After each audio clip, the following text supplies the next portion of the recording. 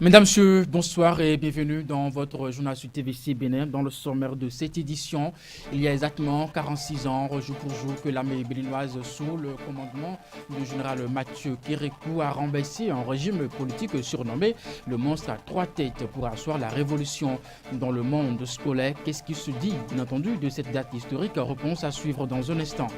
Ouverture hier de la deuxième session ordinaire de l'année 2018 à l'Assemblée nationale. Les députés auront à se pencher non seulement sur le budget de l'État d'ici 2019, mais également plusieurs autres dossiers prioritaires pour le bien de la République. Et puis ailleurs sur le continent, en Éthiopie, la première femme à être désignée présidente a prêté serment. Son objectif principal sera d'assurer la paix en mobilisant toutes les femmes éthiopiennes, a-t-elle annoncé. Mesdames, Messieurs, à nouveau, bonsoir. On fera un peu d'histoire en début de cette édition. 26 octobre 1972, 26 octobre 2018, il y a exactement 46 ans, jour pour jour, que l'armée béninoise, sous le commandement du général Mathieu Kérékou, a renversé un régime politique surnommé le monstre à trois têtes pour asseoir la révolution. Cet événement historique qui a changé le cours de l'histoire politique du Dahomey d'alors disparaît progressivement donc du programme scolaire. Reportage de Raphaël Oshani, Lucrèce Vigan, Sylvain Aïdotou.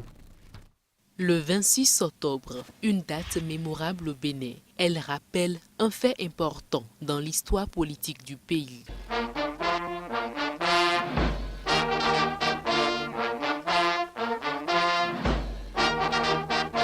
Ce jour-là, en effet, les officiers de l'armée chassaient l'exécutif au pouvoir, Justin Aromadegbe, par un coup d'État. Une nouvelle page politique du Bénin s'ouvrait. Elle était écrite par le général Mathieu Kérékou. Pour les témoins de l'histoire, ce coup d'État marquait la fin de l'instabilité chronique dans notre pays. 46 ans après, que reste-t-il? Les souvenirs semblent tous s'évanouir et la jeune génération est très peu informée. 26 octobre. Effectivement, actuellement, je ne me souviens plus de ça. Je ne me souviens plus. Mais je me souviens de quelque chose qui s'est passé. La date du 26 octobre 1972 me rappelle le jour où Mathieu Kérékou a pris le pouvoir. La date du 26 octobre me rappelle le jour où le gouvernement militaire révolutionnaire a pris le pouvoir au Bénin. En effet, après son accession à la souveraineté internationale le 1er août 1960, le Bénin a connu des moments de grande crise sociopolitique avec des coups d'État fréquents et une instabilité observée nulle part ailleurs. Le 26 octobre 1972 marquait le démarrage d'une nouvelle époque. Une révolution s'installait. Le souvenir d'un fait marquant de cette histoire politique du Dahomey est toujours vivace dans les mémoires. Donc, 26 octobre 1972, c'est ce coup d'État-là, fait par Mathieu Kérékou, et qui a pratiquement arrêté cette instabilité. En réalité, c'est ce qui devrait pouvoir être enseigné au niveau de la classe politique, aux militants, aux militantes des partis politiques, justement. Le 26 octobre 1972, le 30 novembre 1972 ou 30 novembre 1974 et bien d'autres dates de l'histoire disparaissent peu à peu du programme scolaire. À en croire Bogan Christophe, professeur certifié d'histoire, seuls les élèves de la classe de terminale bénéficient de l'enseignement de ces faits marquants de l'histoire de notre pays. On enseigne ça aux élèves dans le programme de terminale. Il y a une partie d'une situation d'apprentissage qui prend en compte cette étude-là.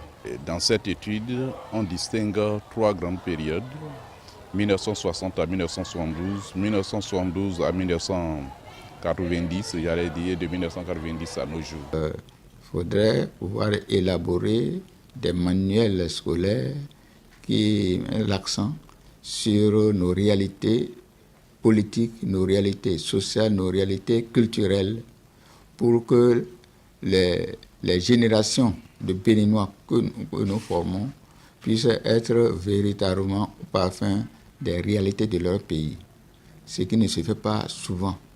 Et c'est à ce niveau-là, justement, qu'on peut relever des défis qui attendent. Un peuple sans histoire est comme un arbre sans racines, dit le penseur. Privilégier l'enseignement de la Première ou de la Deuxième Guerre mondiale au détriment des grands faits nationaux dans le programme scolaire est un sujet de réflexion pour certains.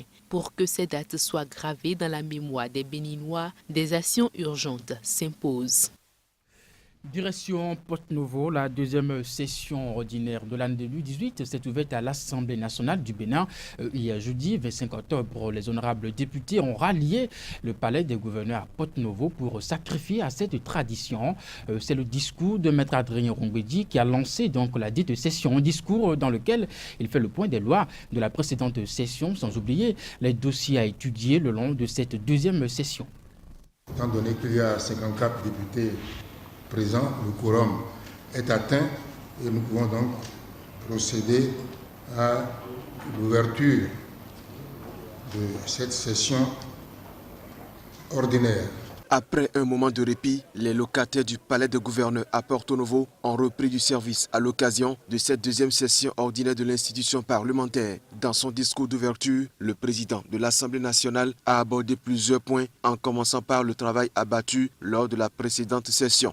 Elle nous a permis d'adopter 17 lois ordinaires et de procéder à la ratification d'accords de crédit qui ont eu pour effet de mettre un peu plus de 240 milliards CFA à la disposition de divers programmes de développement initiés par le gouvernement. De plus, nous avons examiné le budget de l'Assemblée nationale de gestion 2019. Les divers débats que nous avons eus ont été marqués par un sens de responsabilité de la part de chacun de nous, que je voudrais ici reconnaître et saluer. En se réjouissant particulièrement du vote des lois sur la charte des partis politiques et le code électoral, Adrien Rongbedi expose les défis à désormais relever pour un système partisan digne d'une démocratie. Il restera alors à adopter un financement des partis politiques par l'État, assorti de contrôle sur la base des critères objectifs de représentativité et de couverture géographique. Il restera aussi à procéder à la relecture du statut de l'opposition dans le sens d'une prise en charge de l'opposition, de ses intérêts et de ses droits, car il n'y a pas de démocratie s'il n'y a pas une opposition reconnue et opérationnelle. L'ordre du jour de cette deuxième session ordinaire, qui fait également office de session budgétaire, n'a pas été occulté dans cette adresse d'ouverture. La session parlementaire qui s'ouvre sera essentiellement consacrée à l'examen du budget gestion 2019. Elle sera également l'occasion de nous pencher sur d'autres dossiers tout aussi importants. Il y en a une bonne trentaine, une bonne quarantaine même, je ne vais pas les citer tous. C'est pour vous dire que notre session, bien que budgétaire, pourra être une session consacrée également à ces dossiers-là. C'est donc parti pour 3 mois d'intenses activités au sein de l'hémicycle. La cérémonie a été marquée par la présence d'anciens parlementaires, de certains corps diplomatiques accrédités au Bénin et des sages et têtes couronnées de la capitale politique. On reste à Porte-Novo pour notre sujet. La Cour de répression des infractions économiques et du terrorisme a tenu sa première réunion du commandement de l'année judiciaire ce mardi 23 octobre. Au cours de cette rencontre, le procureur spécial Gilbert Tobonon est revenu sur la politique pénale de la CREIET, son rôle, ses attributions et puis ses compétences. C'est entre officiers de police, procureurs et autres que cette séance de travail entre les membres de la Cour spéciale a eu lieu. L'objectif visé, porter à l'attention des Béninois les raisons de la création de la CREIET et présenter la politique pénale du parquet, sans oublier ses objectifs et sa méthode. Au cours de cette rencontre, 3 grands points ont été développés. Mon intervention s'inscrit en 3 stations. Elle concerne la politique du parquet près la CREIET. Ensuite, le rôle du procureur spécial et des officiers de police judiciaire. Et enfin, la méthode du parquet spécial. Première station. La politique pénale du parquet près la CREIET.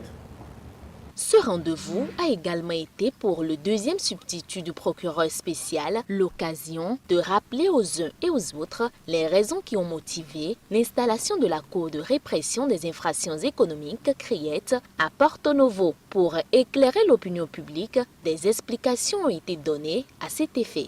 La même loi qui a créé la CRIET a permis que sur réquisition du procureur spécial, que le président prenne une ordonnance pour dire là où la CRIET peut démarrer ses activités. C'est ça qui justifie, sur réquisition du procureur spécial, le président a pris une ordonnance qui nous permet actuellement de démarrer les activités depuis il y a quelques semaines dans les locaux, les locaux de l'ex-ministère de la Justice, qui est désormais maintenant la nouvelle cour de répression des infractions économiques et du terrorisme. Et parmi les participants à cette rencontre, tous les commissaires des 12 départements du Bénin.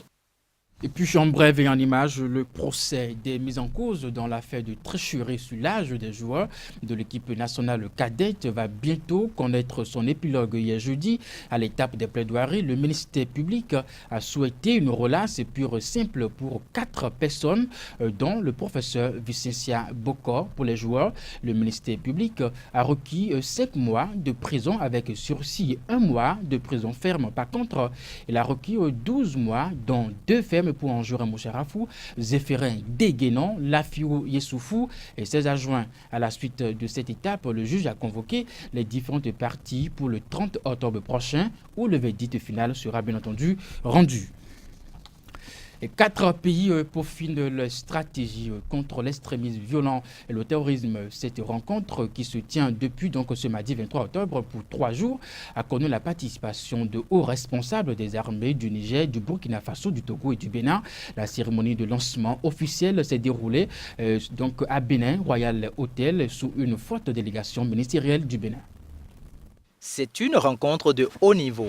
Elle connaît la participation de hauts responsables des armées du Niger, du Burkina Faso, du Togo et du Bénin, des pays frontaliers qui ont en partage le parc W. La mutualisation des ressources humaines, matérielles et logistiques des armées de ces 4 pays d'Afrique de l'Ouest pour lutter efficacement contre l'extrémisme violent et le terrorisme sera le menu des échanges.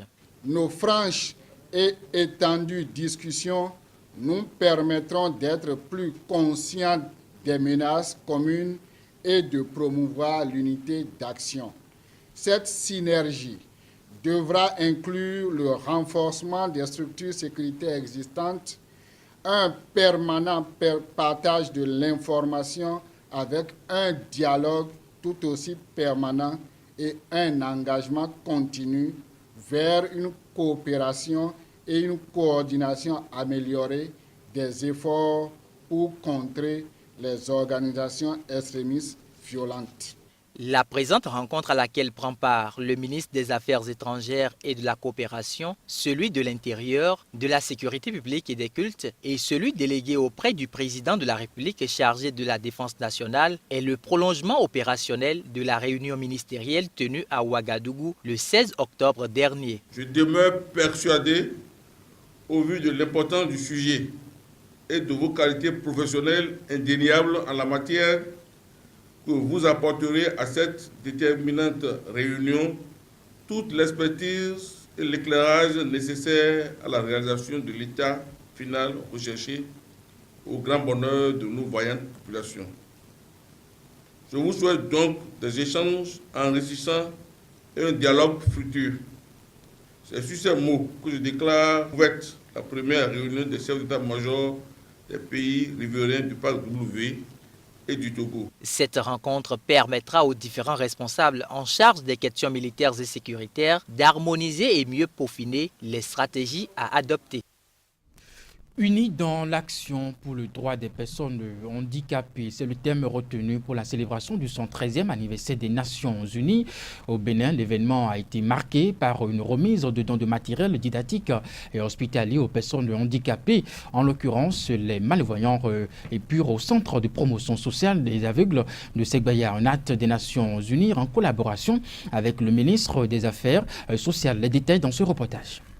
Imprimante Braille, logiciel d'Osbury Braille, scanner Braille et des équipements pour la prise en charge des malades. C'est en effet le contenu du don fait par les Nations Unies au Centre de promotion sociale des aveugles de Segbeya. Ce geste marque la célébration du 73e anniversaire des Nations Unies dont le thème retenu cette année est s'unir pour faire avancer les droits des personnes handicapées au Bénin. Par ce geste, nous voudrions nous assurer de l'insertion de ces personnes malvoyantes et surtout de l'appropriation des objectifs de développement durable par cette couche de population dans notre perspective de ne laisser personne de côté. Une action de plus aux nombreuses actions menées par les Nations Unies au Bénin. Elle intervient dans un contexte où le gouvernement béninois s'engage à la mise en œuvre de la stratégie de réadaptation à base communautaire et de l'éducation exclusive des enfants vivant avec un handicap. Ceci témoigne de l'engagement commun d'améliorer les conditions de vie de ces personnes handicapées, explique le ministre de la Famille. L'usage efficient de cet appui précieux favorisera l'amélioration des conditions d'études des apprenants malvoyants et le renforcement des dispositifs de rééducation fonctionnelle des personnes vivant avec un handicap. Et c'est pour cela que je m'en réjouis. Dans le domaine de la protection et de la promotion des personnes vulnérables, notre pays bénéficie de l'appui des agences du système des Nations Unies dans le cadre de la mise en œuvre du projet commun s'unir dans l'action pour faire avancer les droits des personnes handicapées au Bénin. Les bénéficiaires, très heureux, saluent la promptitude des différents acteurs et promettent en faire bon usage tout en souhaitant plus d'attention de la part des autorités. Les équipements technologiques de pointe constituent une avancée remarquable à la réalisation de notre épanouissement socio-éducatif. Rincer avec du vinaigre le verre de l'amitié. Un don qui sera partagé entre les différents centres de promotion sociale des aveugles de Cotonou, de Parakou et de Boïkan.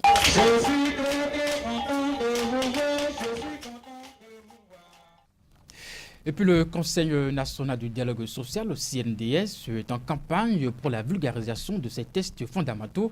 Mardi dernier, une délégation du CNDS était à Bomé pour expliquer aux représentants des organes membres le contenu de la charte qui régit le fonctionnement de l'organisation. Le point de la séance dans ce reportage.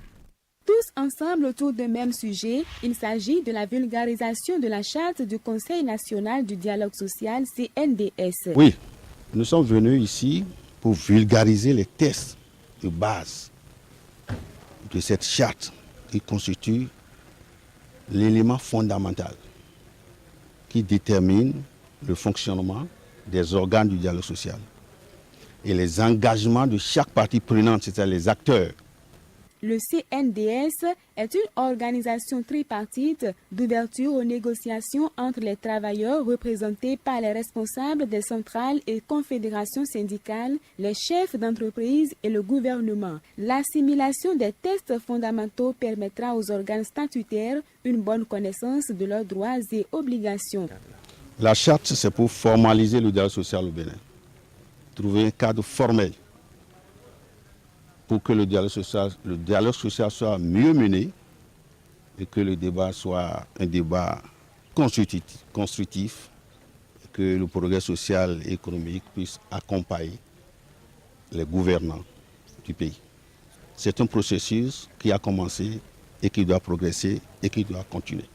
Le Conseil national du dialogue social s'est particulièrement illustré cette année pour apaiser la tension sociale lors des mouvements de débrayage. Les responsables syndicaux appellent le gouvernement à une franche collaboration. Et nous, les travailleurs aussi, nous nous sommes fixés des devoirs vis-à-vis du pouvoir, vis-à-vis de l'opérateur économique.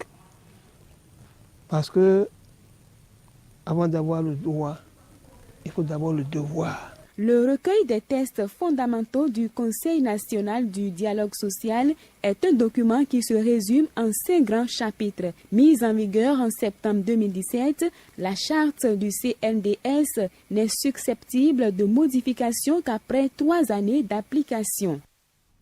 Eh bien, parlons de coopération décentralisée à présent. Le maire de la commune de Boycon et son homologue et hôte de la ville d'Aiglemont en France ont procédé le mardi 23 octobre à la mise en service de quelques infrastructures socio-communautaires au profit donc des populations de Boycon. Il s'agit principalement de forages réalisés grâce à l'appui financier du partenaire français dans le cadre du projet dénommé Eau potable pour tous à Boycon. Le point de la cérémonie dans ce reportage.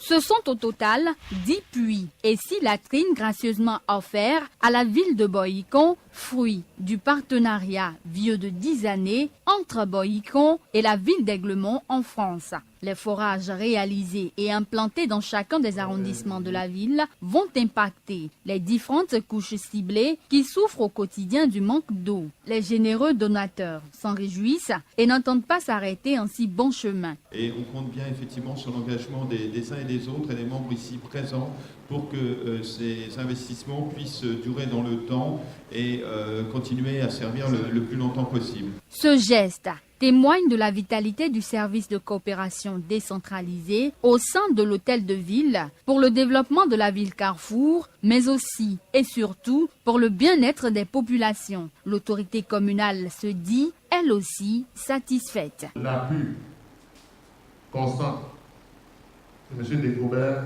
maire de la ville d'Aiglemont, des puits et des latrines qui n'aurait pas été mis à disposition de la population sans votre aide. Et je voudrais remercier tout votre conseil, remercier la salle et souhaiter que nous puissions continuer à travailler ensemble et remercier le conseil communal de Boycon. Ces infrastructures socio-communautaires sont installées dans les centres de santé, les écoles, collèges et lycées de la ville. Les bénéficiaires se disent soulagés, toutefois, ils émettent d'autres vœux. Qui a donné l'eau, a donné la vie. Monsieur le maire, nous vous remercions pour tout ce que vous avez déjà fait. Nous profitons également de ce projet pour vous dire que notre école est toujours inondée quand il pleut et nos toilettes aussi laissent à désirer. Nous remercions les partenaires, nous remercions le maire de Boycon pour avoir initié ce partenariat. Nous le remercions pour tout ce qu'il fait pour les élèves. Le lycée technique de Boycon souffre énormément du problème d'eau. Et pour nous, c'est un grand soulagement que nous aurons à partir de cet instant. Rappelons que le coût de ces différentes réalisations s'élève à un peu plus de 50 millions de nos francs CFA. C'est l'une des voies les plus dégradées de Cotonou qui retient l'attention des usagers. Située devant le ministère de l'Agriculture, de l'Élevage et de la Pêche, cette allée qui dessert pourtant ce ministère, vu son emplacement, tarde à changer de visage. Malgré les nombreux cris, l'inaction des autorités est de plus en plus décriée. Alban Mevor et Alain Ronguet pour les images. Les nombreux tapages que suscite l'état de cette voie n'y ont rien changé. Le statu quo demeure toujours. Le calvaire des usagers empire de jour en jour. Il n'y a qu'à jeter un coup d'œil pour le constater. Cette voie ne dispose plus d'aucun attribut pour être qualifiée comme telle. Entièrement défigurée, ce passage est devenu depuis quelques années la bête noire de tout moyen roulant. Ça me fait honte. C'est devant une grande institution, un ministère, et que on ne peut jamais imaginer que la voie soit délaissée à cet état depuis des temps. On se demande, est-ce que ces autorités qui viennent, ces cadres qui viennent dans le ministère là, est-ce qu'ils constatent, ils voient la chose avec nous? Ça fait honte. Ouais, quand il s'agit d'une simple pluie comme ça là, et puis c'est fini. C'est fini. Piétons, motocyclistes, véhicules, tout ça là, vraiment on est tellement embêtés. Il y a trop avec l'eau, la pluie, parfois tu peux risquer de tomber sur la moto. Même les voitures galèrent trop de passer, il y a trop de pluie. Ah mais tu vois les pneus, ça se dégonfle à chaque instant. On n'a pas le choix et puis on est habitué, donc on fait avec. Faire avec, C'est à cela que se résignent désormais les usagers face à l'incapacité des autorités de la ville qui n'ont pas encore trouvé péril en la demeure pour faire ce qu'il faut. Pourtant, de par sa situation géographique, ce tronçon est emprunté au quotidien par plusieurs personnalités de la République et responsables d'institutions internationales. Identifié comme la devanture du ministère de l'Agriculture, de l'Élevage et de la Pêche, ce chemin, qui est à quelques encablures du ministère des Affaires étrangères, est également l'un des meilleurs raccourcis pour se rendre à l'aéroport, au ministère du Plan, le ministère de l'Économie et des Finances, et j'en passe. Autant de facteurs qui devraient emmener les responsables à divers niveaux à se ménager. Mais non, ils ont choisi de ne rien faire. Du moins, pour l'instant, tant pis si ça écorche l'image du Bénin. Quand quelqu'un quitte l'aéroport à l'entrée de la ville, vers ici maintenant, et on voit l'état là comme ça de cette voie-là, vraiment, ça ne nous honore pas du tout. Il est temps de faire quelque chose pour changer ça. Les usagers continuent d'interpeller. Ça n'a pas besoin de grand-chose. Ça a besoin d'un petit plan. Et bien sûr, les dirigeants peuvent le faire vite fait parce que ça rentre dans le développement aussi. Nous leur demandons de se réveiller de leur sommeil. S'ils sont en train de dormir, ils n'ont qu'à se réveiller. Si ce n'est pas le goudron qu'ils veulent faire, qu'ils viennent au moins remblayer. L'heure est donc venue pour que les autorités se réveillent de leur sommeil. Monsieur le maire par intérim de la ville de Cotonou, monsieur le directeur des infrastructures et des transports, bougez-vous. Arrangez ça. Ça ne nous honore pas. Et puis à l'étranger, en bref en image pour conclure cette édition en Éthiopie, la première femme à être désignée présidente a prêté serment hier après la démission de celui qui occupait jusqu'à présent ce poste. Son objectif principal sera d'assurer la paix en mobilisant toutes les femmes éthiopiennes, a-t-elle annoncé. Mesdames et messieurs, c'est donc la fin de cette édition. Merci de votre fidélité. Bonne suite de programme sur TVC Bénin.